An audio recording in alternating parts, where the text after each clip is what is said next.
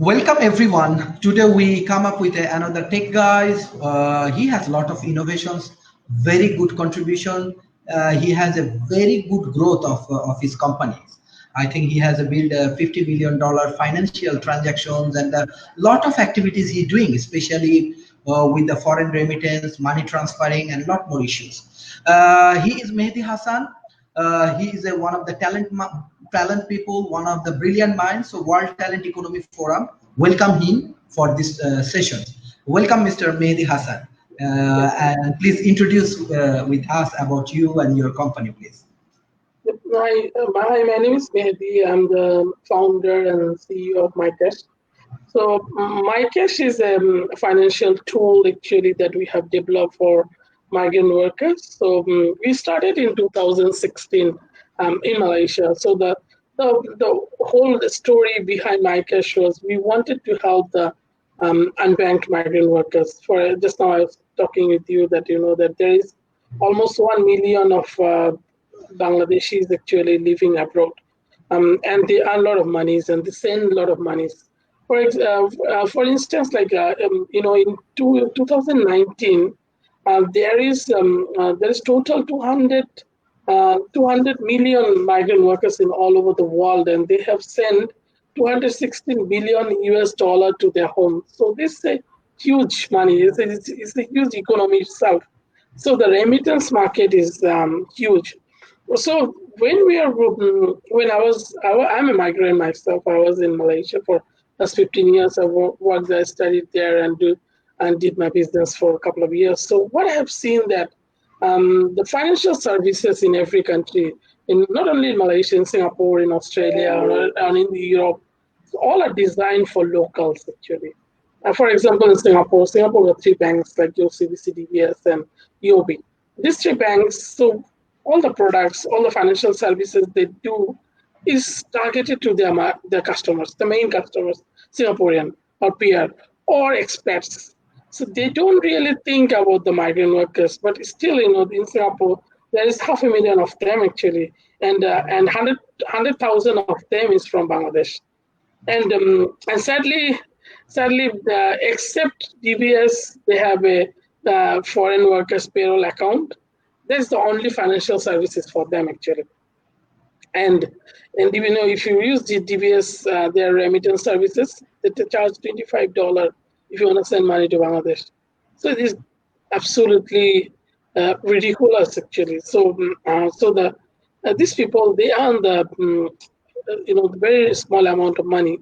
Monthly salaries is very low, but we don't have anything for them actually because the larger financial institutes or banks they think that these are not the target customers because of their earnings, their spending powers is very low, so they don't actually care about them. So there is a gap. There is in Malaysia, for example, there is people say there is almost 5 million migrant workers actually. So it's like some 25 million is Malaysian population. So 5 million is quite huge, but I'm not sure. I don't have the official figures, but something like that actually. There's a lot of them, and I think you can see that if you go to the in the shopping mall, if you go to the pasar, you will see a lot of migrants, right? You can understand their density, especially in the city and town areas in KL and other places. So these migrant workers, they are mostly lagging behind. They're mostly actually kept outside the financial circle. So also all the financial product, all the different services that developed by the financial institutes are not for them actually. So most of the time we saw that they are using hundi, they are start using illegal ways to send money because the main reason is they don't have other alternatives. If they have other alternative, definitely they will use that. So we wanted to actually come out with the solution that it's not we are inventing something. It's not actually what we are doing. Actually, we are actually customizing the services for this segment. So how we are doing that? So we actually first thought what we are migrant ourselves. So my team, I have 23 people now actually, and most of them are migrant from Bangladesh, from few other countries, and we worked in Singapore, Malaysia, and we have an office in Dhaka also in Bangladesh. So what we did actually, we try to understand, we put ourselves in that situation, what we need. So the first thing we need is actually trust. We don't need like the people say that okay, if you want to do this business, you need first thing you need like you need to give cheaper price. It's not actually.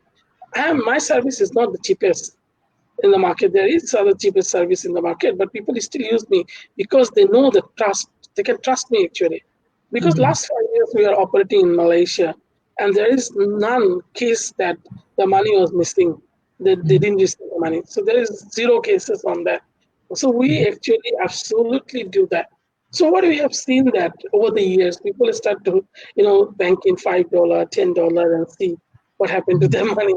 And eventually, I saw that like one person he started with 5 ringgit transaction with us.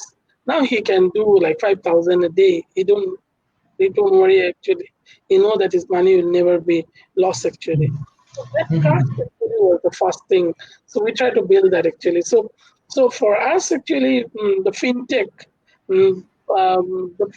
we are building actually is actually it's not about tech that much. It's all about trust, all about soft things there, how we handle our customer, how we talk with them, how they interact with us. Because I have seen that some larger company like I don't want to name them, but their services like if you got any problem, the only way to communicate with them is to send a mail. Mhm. If you say your maid or your construction security guard in a condo, if your Mhm. money to reach Bangladesh, you can actually send an email to them or a tweet to them actually. So that Yes. doesn't work. So that's how actually we come into this business. We try to not manipulate, but it's something like we try to shift the paradigm actually. So keep the migrant workers some importance. We try to tell them that you are important to us. You are a customer, and people should actually respect you because you send money every month, and that actually gives business to more larger financial institutes, even banks actually. So Mhm. that's how we're coming into that actually. Yeah. Mhm. So I Yes. think it's a very big introduction. Sorry. Yes, yes. Yeah, this is very interesting. Like, yes, this is real problems. As a Bangladeshi guy, you identify the problem because there are huge migrant worker. I think I don't know. Maybe it's around 1 million people. They live in Malaysia, or more or less. But Official figure, but something like that actually. Nobody so, wants. okay. Yes, yes. So in that particular situation, there are many challenges. What as a researcher, I know that you have some sort of support from banking systems, and you have your fintech technology, and how you identify problem. We like it. Like example, specifically the people, those who are under skilled people, they do not send email. Basically, they have to do communicate with other options. Like I think that you ensure the customer care and other things. So when you bring the idea, so how you designing your business policy, and you are talking about trust, how strategically you achieve your trust. Okay. So so you asked two questions. One is the trust, how we're achieving this, and second is like business policies. So Mhm. our business policy is actually is all about trust. So Mhm. our business policy is that we want to achieve the trust actually to of the customers, and we believe that if we achieve that, we'll get the business. So the trust should come first, and the business is there in the later stages. And we are following that in every stage of our life in both in Malaysia and Singapore actually. So what we do, we actually have a direct communication line. So we talk with the customer, we visit our customer. Even in Malaysia, actually, I have visited almost, I think, 30 to 40% of our customers that personally I have visited. I know them, I talk with them, and when I visit them, they become very happy to see me. Then they never thought that I will be going to meet them actually, then talk with them. So, so the things are like that actually. So trust is always important. And not only my business actually, I think every business actually should be this, should have that things actually. Like for example, I've seen that in Bangladesh, so now the thing is a bit relative. Like for example, like after this COVID pandemic started, so in Singapore, everything actually is shifted to online. So you can order even your groceries online. You can everything you can order online, and somebody will deliver immediately or day after tomorrow, next day to your home. Yeah. And people believe that we buy a lot of things online from in Singapore and even in Malaysia actually. But if you think about this in Bangladesh, so people feel scared to buy things online, right? Because there's a lot of scams, there are a lot of issues with the e-commerce deliveries, the there's no quality control, all these things. And again, I've seen that numerous complain about Daras and other like the online shops a lot actually. But that's the problem actually. You see, so now one or two guys maybe did something wrong. So now grossly nobody believes e-commerce in Bangladesh. Fact. That's the problem. So yeah, this is a very big fact. Secondly, you see that another very funny things I need to highlight that this COVID certificate. So a lot of country like you're from Bangladesh, if you want to come to Singapore, if you want to come to Australia or even Japan, you need a COVID-free certificate. And Exactly. already, actually, Japan they declared that Bangladeshi certificate they will not honor anymore. Even in Singapore last week, there's same case. One Bangladeshi guy came here with the certificate, but they tested him positive. So Okay. then now they say that there is no more certificate from Bangladesh they will accept. They must come here and do the testing here. So you see this. So it's a very simple thing, but the consequence of this will be very bad. Now a lot of Bangladeshi people, those who need to come to Singapore, will need to go through a lot of issues. They cannot simply come with their certificate issued by a Bangladeshi medical center or hospital because of someone did something wrong. So that is the thing. So that same thing goes in the financial industries actually. People are very, very spectacle. People are very, very scared to try out something new. So we actually spend a lot of our time.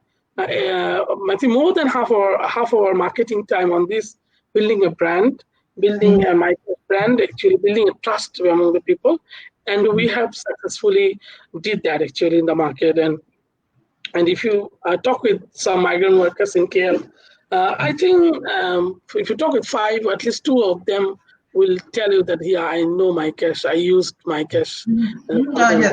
Even personally, I used. So okay. yeah. So very interesting actually. So it's a very interesting discussion on like tech branding and this related thing. I have one of the critical thinking right now. Now COVID-19 periods, many migrant worker maybe they are losing their job. In that situation, actually, like what's actually scenario? Like for like your people actually sending money like 2 3 months before, or it's increase or this decrease. What do you think? What's the real 45% scenario? increase. Our sales 45% increase in Oh, last. amazing. Yeah. Okay. So the things is actually, people sending money. Yeah, but I think this month a bit slow. Last 2 months was awesome for us because people cannot go out. People, so our main competitors are the traditional shops, remittance shops, where they hook you up and do the remittance. But last time they was closed, so people started using MyCash or other services. So the thing is become like so. I must say this thing like this 2 month was for us. It was 2 years progress we get in 2 months time. So Okay. it's like Brilliant. people Brilliant. actually force them to do something. People they don't want to do something. They don't want to change their lifestyle until they're forced to do that. So this thing happened this time. So they were forced. You need to send money. You can't go out. Okay. So what is the alternatives? Sending my all salary to this app, and I never had the name also. Yeah, but so they did it. They did it. They started with 5 ringgit sending. Oh, yeah, 5 ringgit going properly. Okay, maybe try 10, then try 50, then try yeah. So it works like that way, and that's how it works very well. Okay. Now the jobs issues. Yes, definitely there will be people they're losing their jobs. So this month we are seeing that is a decrease down down growth actually for our sending remittance, sending amount to Bangladesh and also other countries as well. But then again, what we believe that the jobs migrant workers do is mainly essential works actually. It's very interestingly, Singapore Straits Times, they did a survey this last week actually. So they say that what is the essential job job categories, the very essential jobs. So the few jobs that came out is security guard, then the garbage collector, then the construction workers, like this type of jobs. And interestingly, 51% Singaporeans say if the salaries of these jobs increase 3 times, still they don't want to do these jobs. So these jobs will need to be done by foreigners. Yeah, so all the garbage collector, drivers, sometimes the cleaners, construction workers, security guards. These are jobs foreign workers do, and somebody need to do that actually. Yeah, and maybe it will be shrink a bit. Like last time was 50 workers, maybe now 10, but there will be there. And also that that like for example in Singapore, I closely monitoring the policies last couple of months, and I have seen that government wants actually to run this thing. They don't want companies to go bankrupt actually.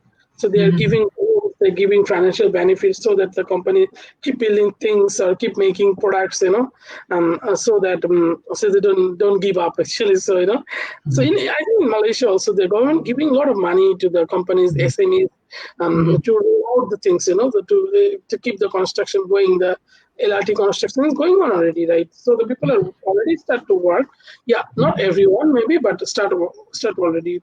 So I think for migrant workers, it will be challenging because one of the things, the profit will be shrinking a bit. So company maybe cut their salaries a bit, but still I think almost 99% will not lose their jobs because of they are working in the essential jobs. But yeah, that's actually like you are a CEO of a XYZ company, you have a chance to lose your job because this salary of CEO is Very high. equivalent to 35 or 40 people of that level, the workers. So that's the thing. So companies don't want to cut a job of a driver or maybe a security guard because they know that I need that security guard, I need that people to the role the income businesses actually. But definitely there will be some downturn on the economics and earnings. Even I have received some mails actually. We are working with the IMTN International Money Transfer Network, so we are a member of that. That is something like international organization for money transfer companies worldwide. We're doing something with UNDP and World Bank also to keep the remittance flowing, to give them better benefits, reducing the charges so that they can send more money in the future. Sorry. So we're trying all these things actually, and we hope that things will improve in the futures, and so yeah, so and I believe the technology can be the best thing to help them actually because of the cost actually. So if you go to a physical shop, there will be a lot of expenses, the remittance shops. If you go to physical remittance shop, so they might be planning that we need to close down or we close down some branches because my sales are not very high and my cost is very high.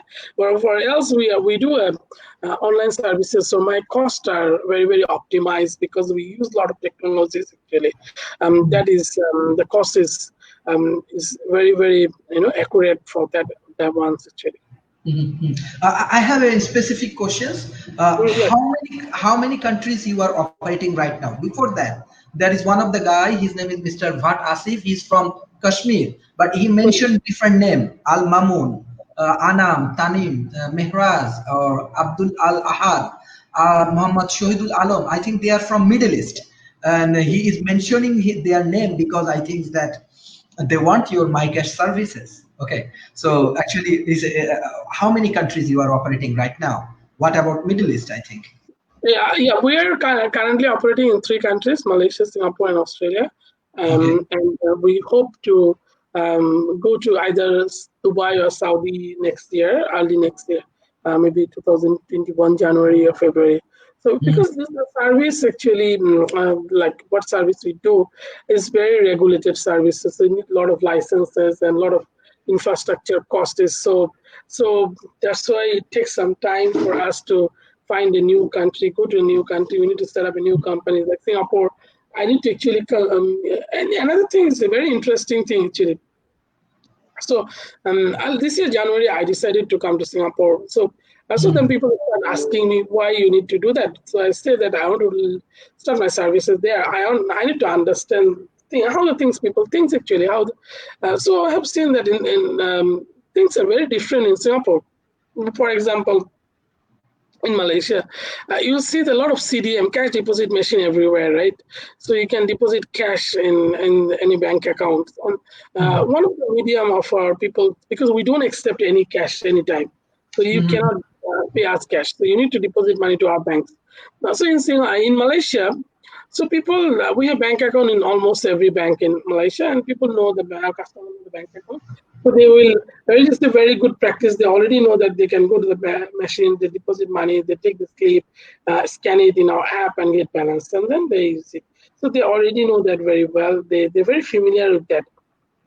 But mm, in Singapore, when we started that, I was not here. We started last year and we're trying out. And we saw that nobody using that, nobody using the service, almost zero actually.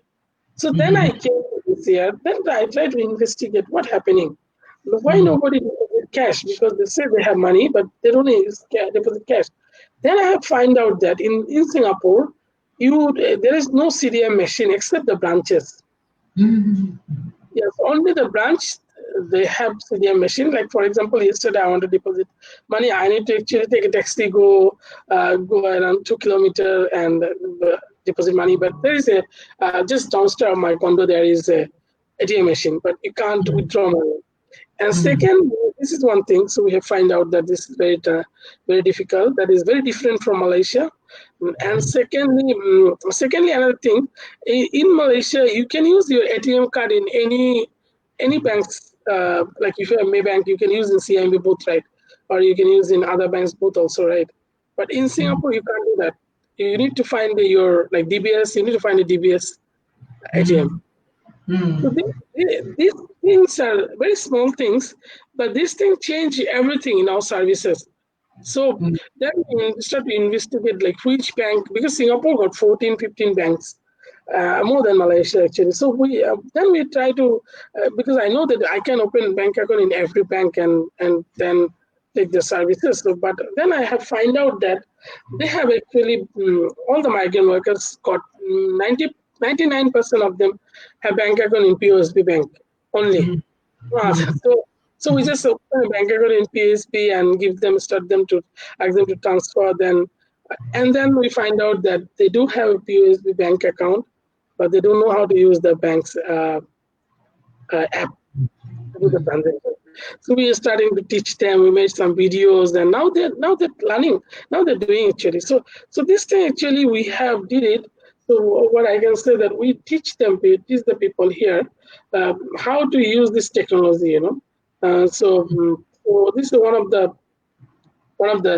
greatest things. I know that this may be a very small things, but it's a start. It's a start to teaching the technology to the customer. So now we actually recently signed an agreement with Visa that we're bringing a prepaid card for them. So yeah, I know this is nothing new. There's a lot of companies offering card. Even Grab also got a card, right?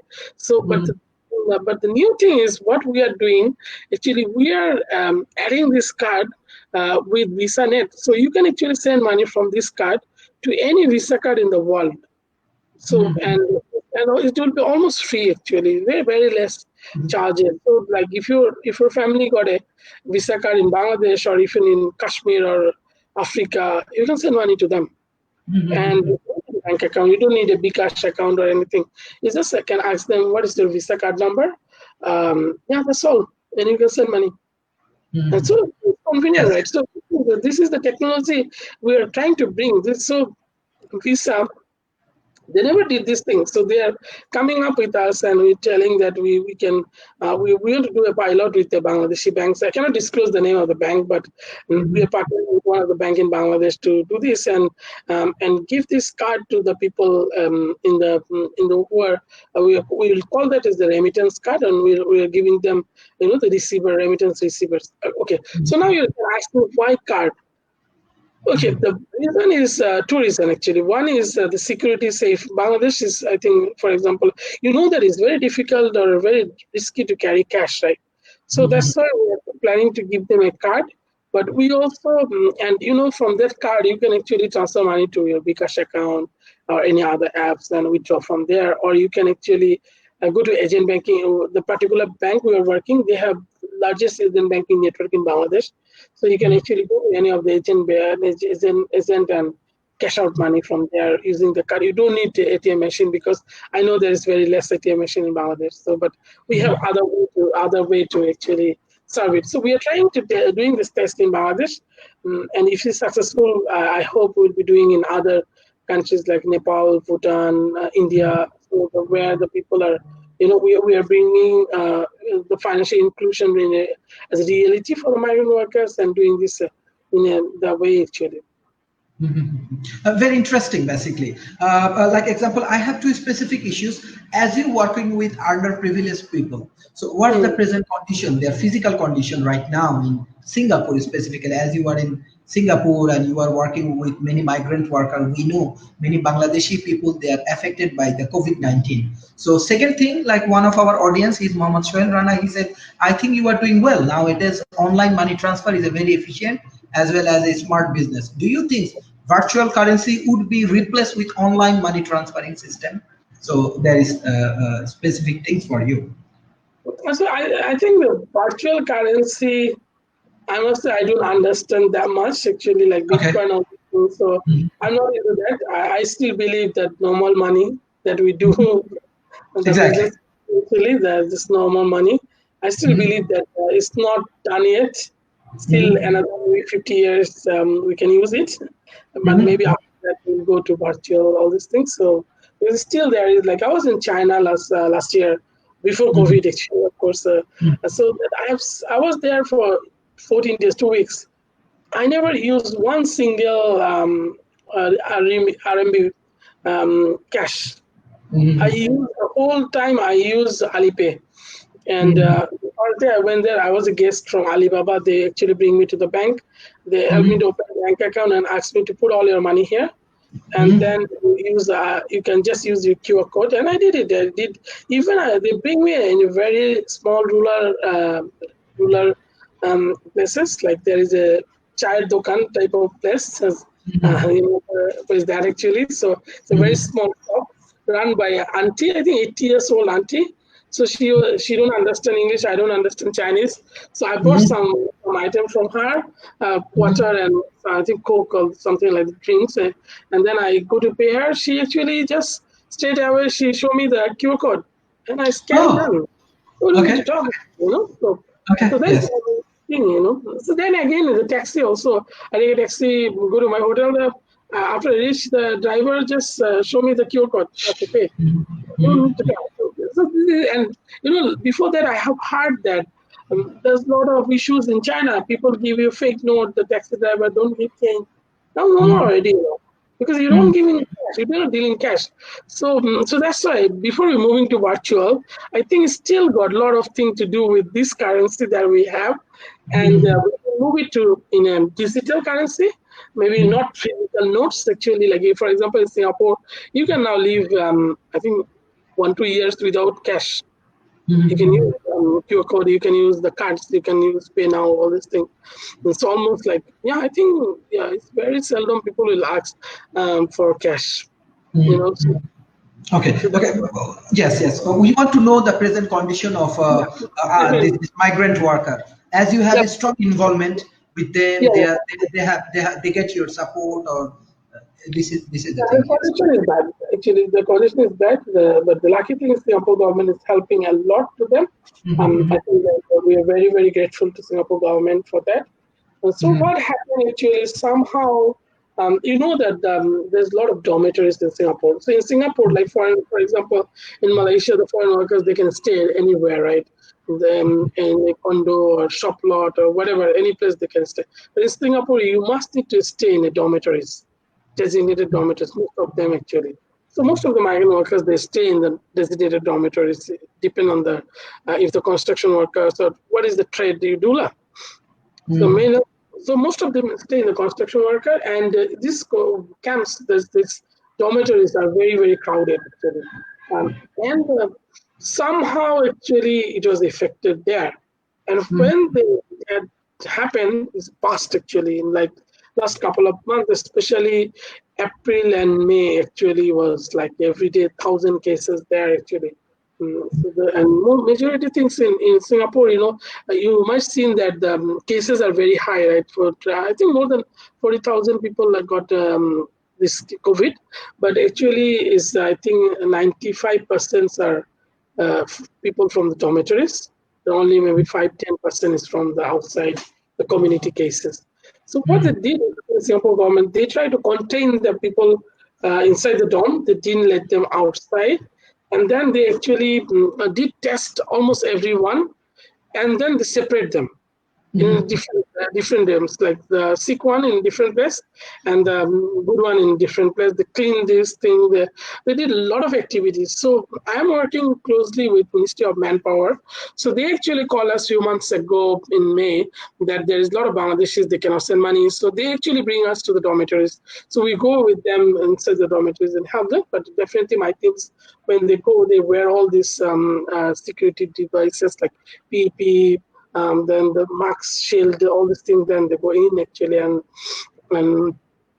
and we are helping people every day to send money easily actually. So hopefully now is improving. A lot of people are going back. I think around 50,000 of them already start working, and but hopefully another couple of months more people will be start working, and the Singapore government actually doing a lot of testing on them. They'll be giving some apps to monitor their health, and then like tracing like where they're going, all these things. So they are actually very very taking care of the migrant workers. Even when they don't have jobs, actually they pay the salaries, and then they pay them, and they give them food actually, and all these things, data SIM card, even like gift cards. So all these things actually was provided to them. So I think they're well taken care of, the migrant workers, and I'm sure that nobody is losing job also at this moment. So they Mhm. can, they're like those who are visa was expiring, they give actually auto extension for 2 months actually. So you Mhm. can work, you can stay here until 2 months, then you Okay. can find something. Okay, okay. This is very interesting. But as you are one of the think tank, you are Mm. doing work in the industry. So now, actually, technology, every area, technology integrated with many things. So, what you think if artificial intelligence and this kind of things integrated with this different kind of manufacturing industry and different area of the industry? So, these migrant people, what will happen with them? They will lose their job, or what your analysis on that particular point? I think the AI or machine learning is not bad. For example, like we are using also. So Mhm. last time we do manual verification of your passport or ID, whatever you give us. But from July, actually, we are moving everything automated with a Mhm. partner on Findo. It's a British company. They are providing us the technology, so we can scan your passport whenever you're registering for MyCash. We'll scan your passport, we scan your face, and we do a visual matching and all these things.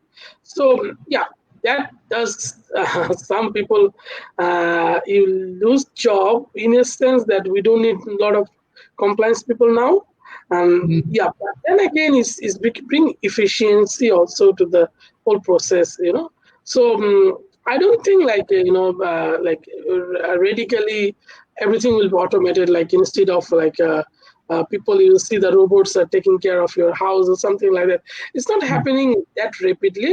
It will have, it may happen, But in slowly, some of the places like dangerous job that like even like for cleaning the roads in Middle East, I'll be very Mhm. happy to see that if it's replaced by machines, because it's Mhm. terrible.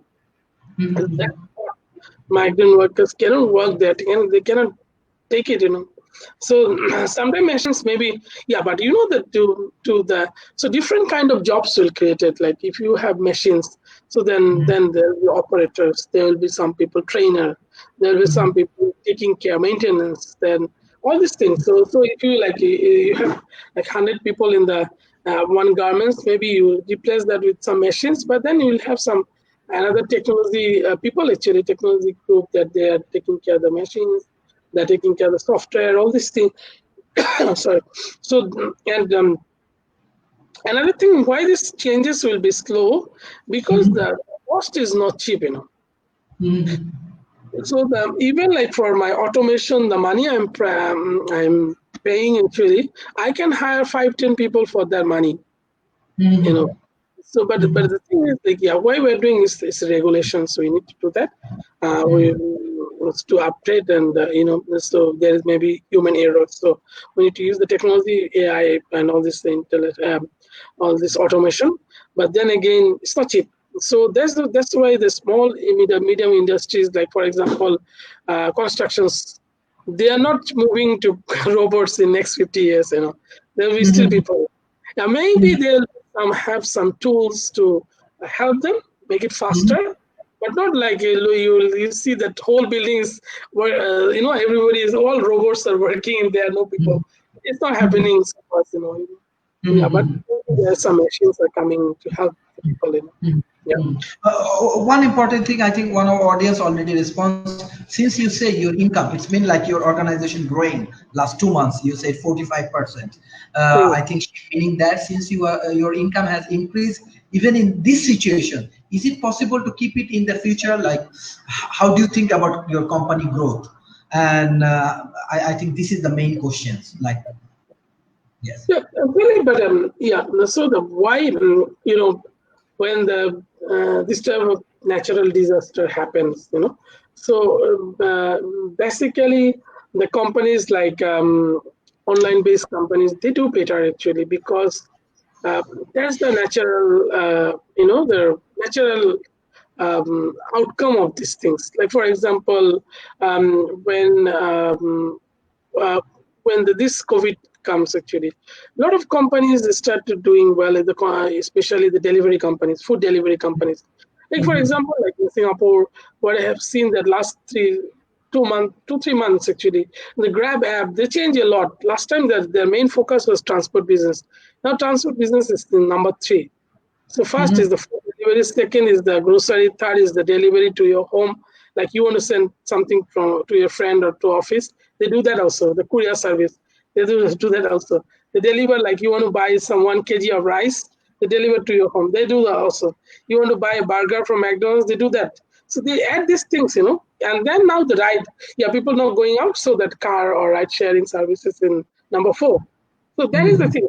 So the shifting is there actually. So for us actually, we did very well during this time. That doesn't mean that we're doing very well all the time. So this is this other ups and downs in the business actually.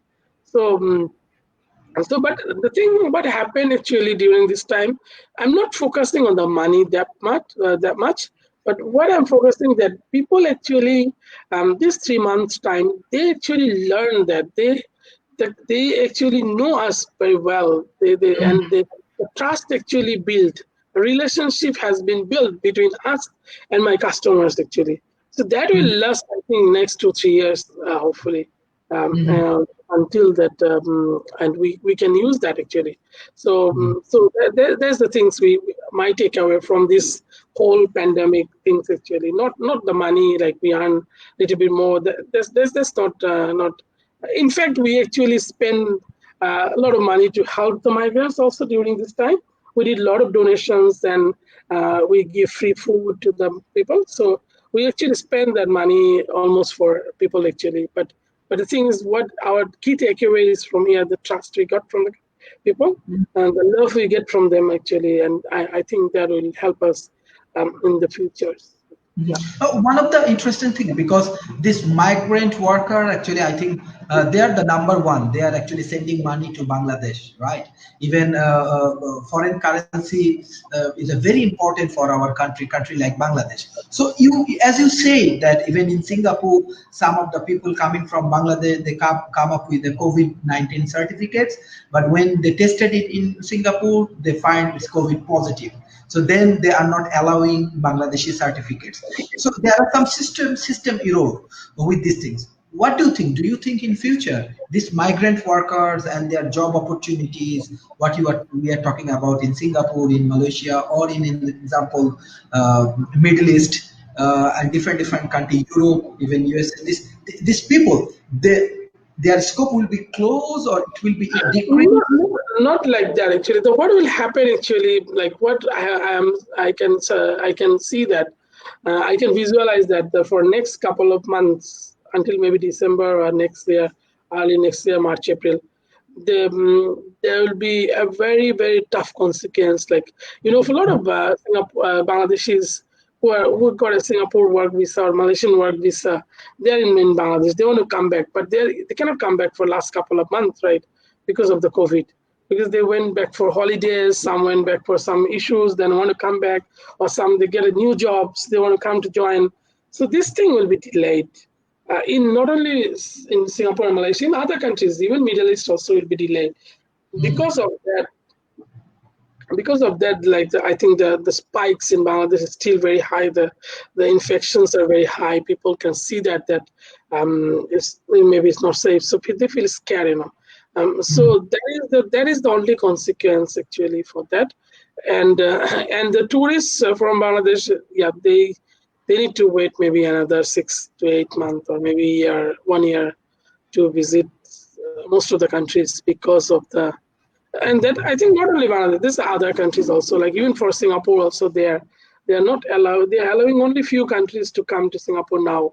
And if you come to Singapore, if you have a tourist visa, you're not allowed to come. Actually, you can come only if you have a PR or a work visa or a student visa. Then you can come but you must need to stay 14 days in a designated place, so that you can do any harm to the people. So, yeah, there's the thing. So there are a lot of consequences of this thing, and I'm not sure how long it will take to everything comes normal. Very interesting. Actually, we have a lot of questions because you are working with very sensitive group of people. I have a question. Even in Malaysia, I stay in Malaysia. I saw many migrant worker. I discussed with them. So I asked them. They said, okay, they are very friendly. They are very helpful. This migrant worker, I find they are a good human. Even many people, they love to communicate with Bangladeshi community and their own country's people. But philosophical aspect, I asked them that what's your problem? They said, okay, sometimes we do not feel happy when we find that Bangladeshi people sometimes they come, but they will not come. They do not communicate with us properly.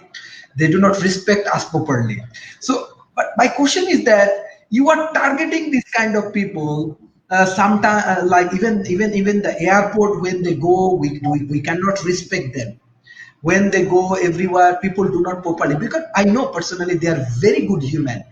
Sometimes our country even they cannot taking proper care about this migrant worker, even though they're sending huge money in Bangladesh. But philosophically, why you choose this niche? Because sometimes many people want to neglect this kind of people. No, Yes, somebody need to do the dirty jobs. If true. everybody thinks that we. So actually, the story is behind this. I'm a migrant myself, so I was in Malaysia for 15 years actually. So until just a few months, I left. I moved to Singapore. I got my visa, all this work permit actually in December last year, but I moved in March.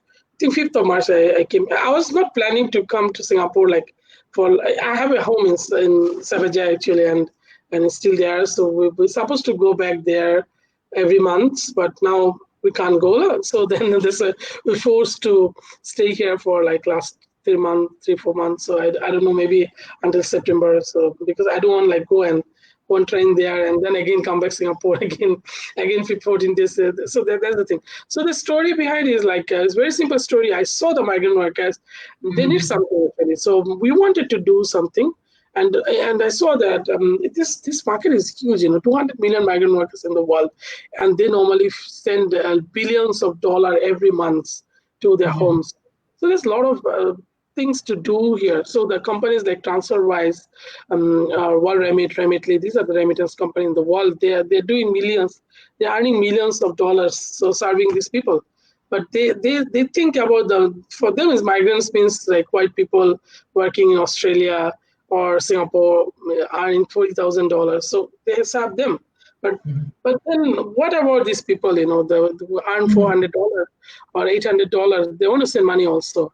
So then there is a gap. And as a migrant myself, I think I understand better the needs and how to help them. So that's why I started to help them.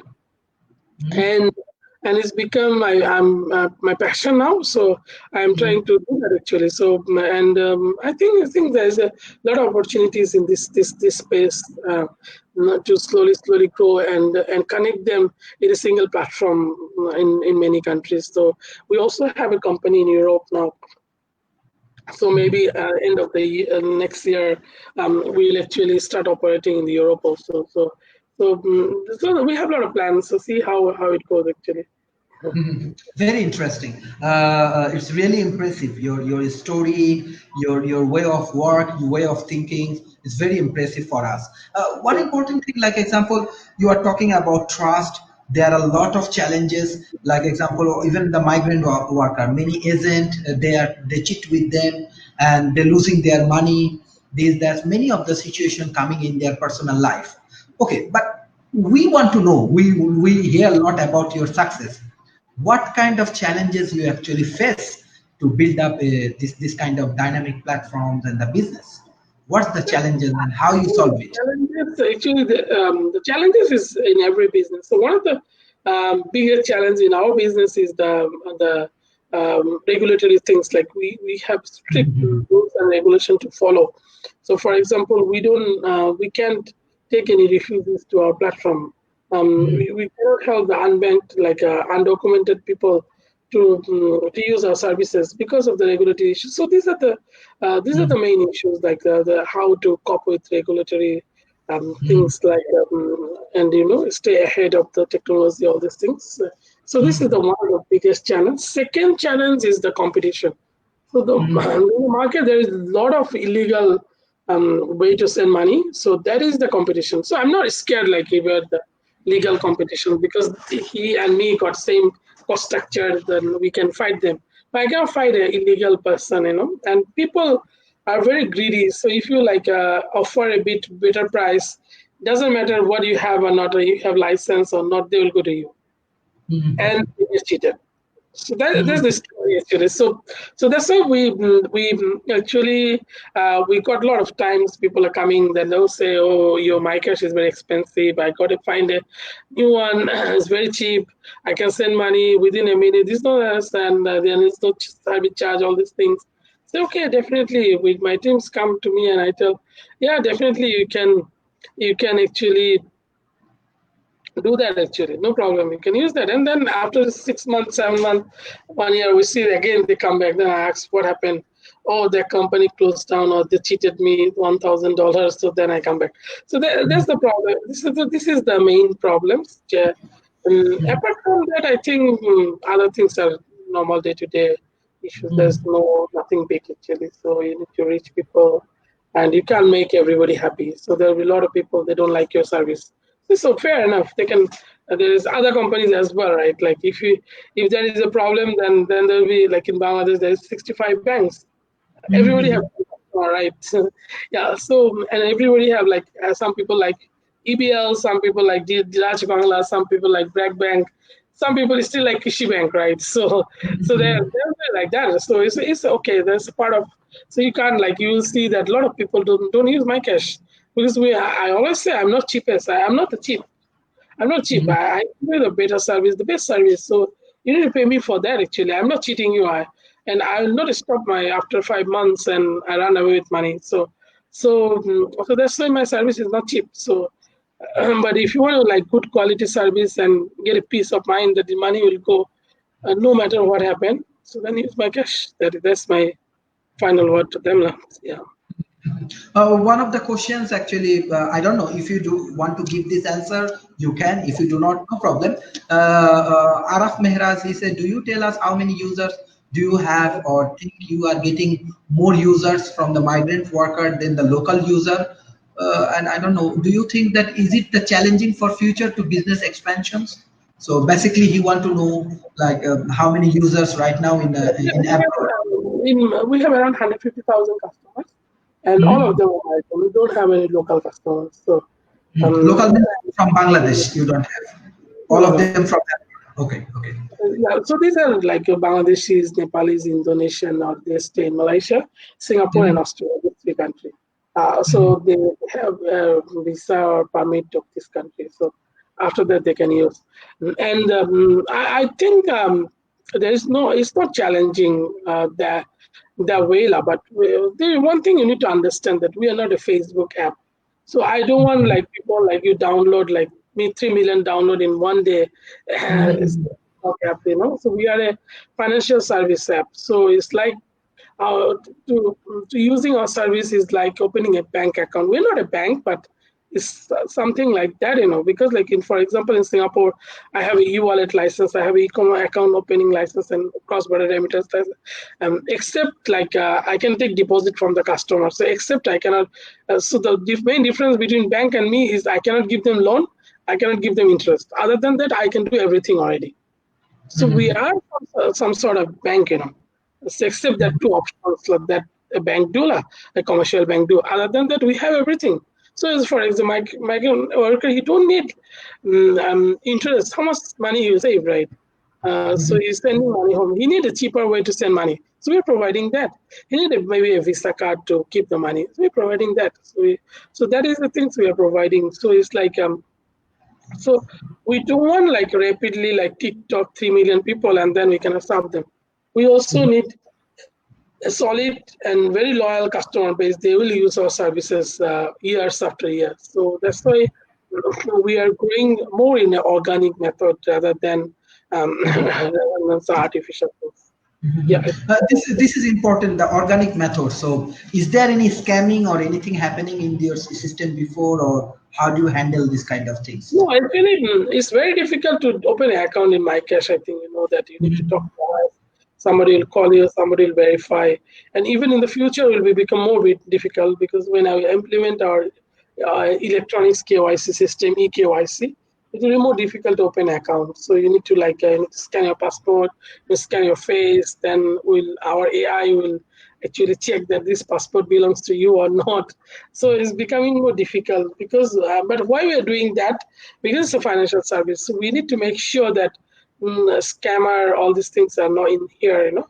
And it's very difficult to open an account in MyCash, so we don't. That's why people always always complain that if you go to our Google Play Store, you see that very stupid app. Why cannot I log in? All this thing, or how to open an account. But this is the things actually, because the thing is, we don't want somebody without any documentation to log in and register an account using somebody else's passport, and you know, and after that use it.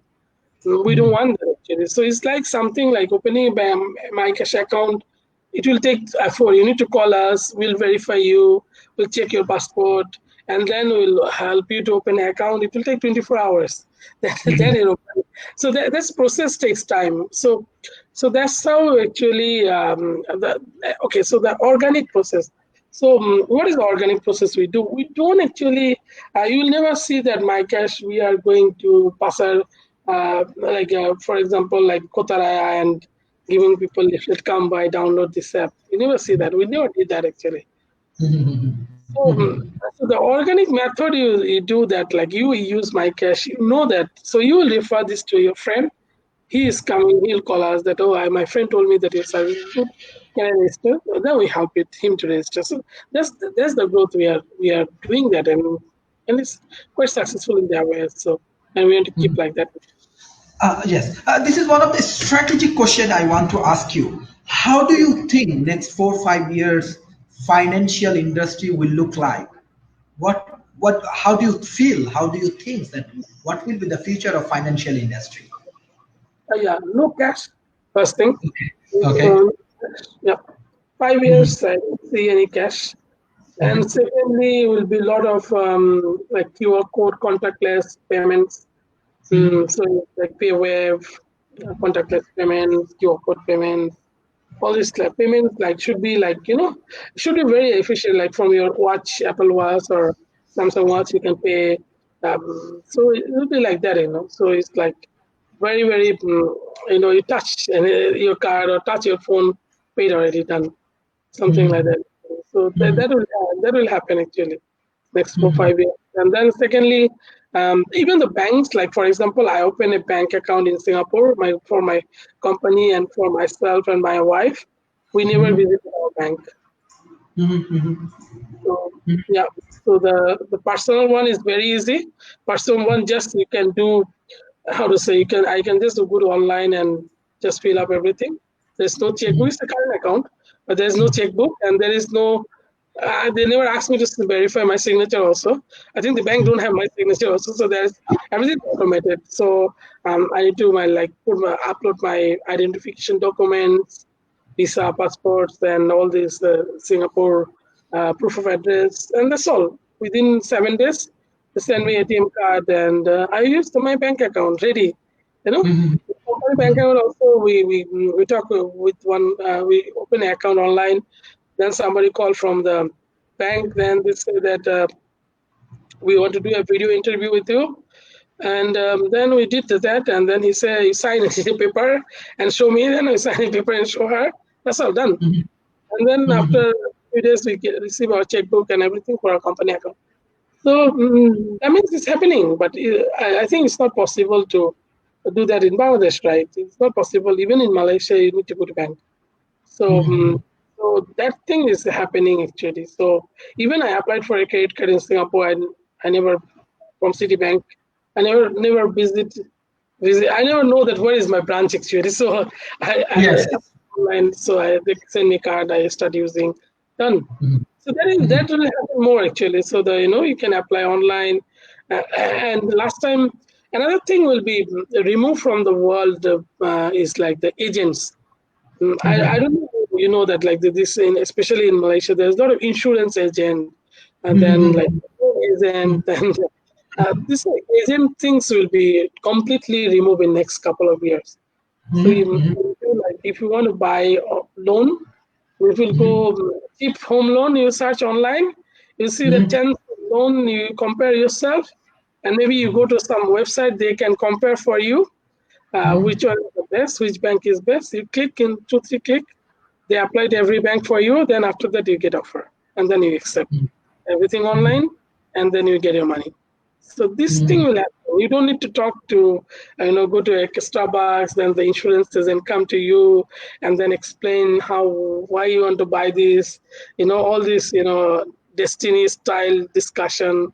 We don't need to do that. So this type of financial advisor, they say, is the agents actually. Their jobs will be removed.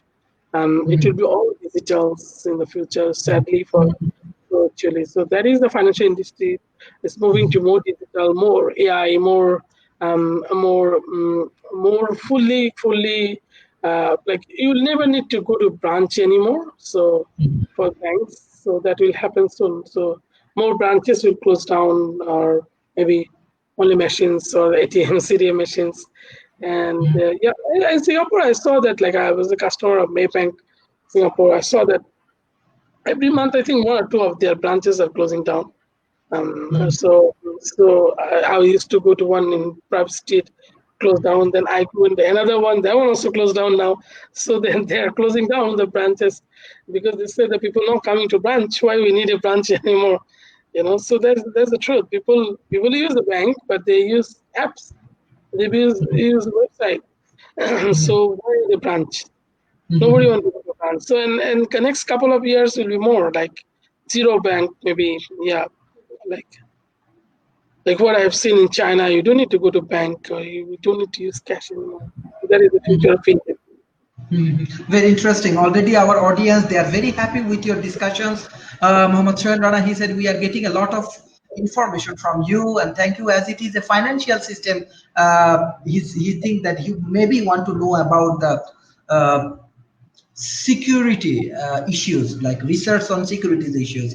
Firdaus Rana, we are like she want to highly appreciate you. You are very much experienced with your words. We have learned many things. So I think this is a very good discussion session for our audience as well. So in that particular situations, actually, what your advice for this kind of like when government make policy for financial issues? I want to touch about one thing, the security issues that the person was asking. Right? So the thing is like, although our services are for poor people, or maybe our services are very small ticket size, we do 200, 300 ringgit transaction, right? But we use bank level security. So we use on finger for our eKYC. They're used by Revolt and TransferWise, the world class companies. We using AWS, Amazon AWS for our hosting our servers. Everything is used by a lot of financial institutions in the world. We are PCI DSS certified. We have also a few other like services we are using, like KYC6, one of the technology we are using that is from a British company in England. So they're actually trying to help us to scan through the people's. Is there any criminal in our database or not? So there's the thing. We'll also use another software company called Intersoft. They're an Australian company. They actually provide securities for the financial services. So we use that to actually threat threat analysis, and also making our system hacker proof.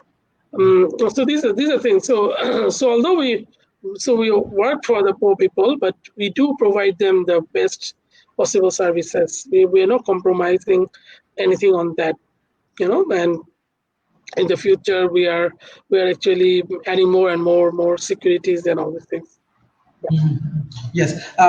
Thank you. Like I think we have 1 hour of session. Can we take a couple of minutes from Sure, you? Okay, okay. sure. Basically, we have many tech guys, many tech entrepreneurs, and many more people actually they are observing your show. Even many of the audience actually really happy how they learn from your session. So, very basic thing. What your advice for these tech guys, those who want to build up their business?